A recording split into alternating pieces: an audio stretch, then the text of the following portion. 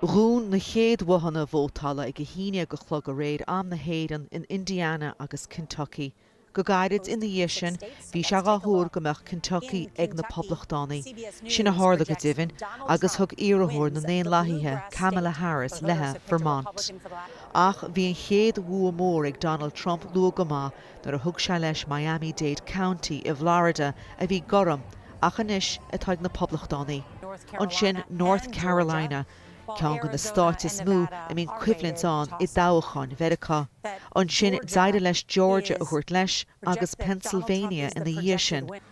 Bulle mór go Harris a bhí an, mar go bheith Pennsylvania an stát is mú a mín tóidead go bhfuair go bhfuil 19 go vótaí ar fáil.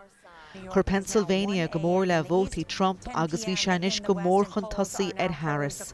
Thug Harris lethe nó áireach, California, chomá le Virginia, ach bhí sacb faoin trásin nach mechan lá aice, agus chuir sé tír an óráid a bhí le tuairteice in Ollscoil Howard I Washington, D.C. We're going to fix our borders, we're going to fix everything about our country. I bhíne se thoirí na stát Lúnach agus cé nach rán ráithe sa 7 vóta atá teastáil len buaáil aige chu Trump chun cainteal na lech tacaíochta I Florida I rá gur bua iontach go bhaintead Mheiriceá a bhí an, agus gur ré orga a bheitán de stát aontaithe Mheiriceá.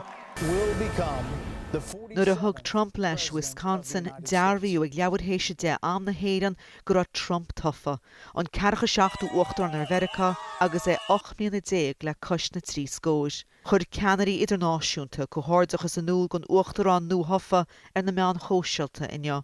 Bhí na Americaní vótal freisin go iarrthóirí go heach na cógála agus gon seanad. Tá tromlach grúite ag na poblachtánaí sa seanad an chéadúir le cheir bliana.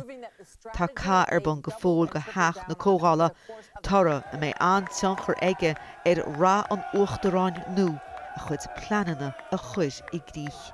Sin a dtíine achtain nuacht TG Cahas.